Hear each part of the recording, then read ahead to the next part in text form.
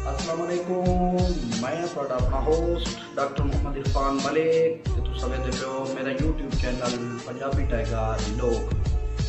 ਸਾਡੇ ਇਸ ਚੈਨਲ ਤੇ ਨਿਤ ਨਵੇਂ ਤੋਂ ਨਵੇਂ ਦੋੜੇ ਰਿਕਾਰਡ ਆਉਂਦੇ ਹਨ।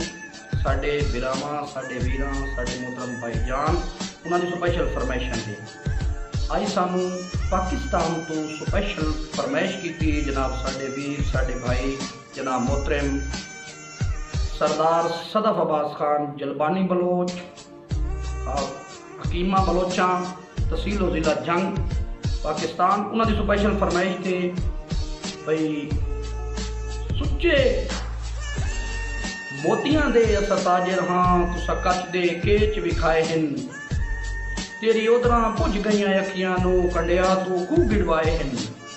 ते सजना तू आबिद भागी करके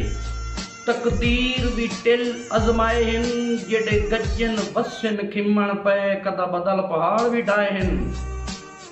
कांसा भाई त्रुटे राह विच संगत जे लगदियां दे दुख जिगर नूं चीर छुड़ेंदे यो बत्रुटे राह विच संगत जे लगदियां दी दुख जिगर नूं चीर छुड़ेंदे जेडे कदर शनास इंसान होंदे उहे वक्त दी कदर करेंदे ते दस्तूर खून दे रिश्ते भी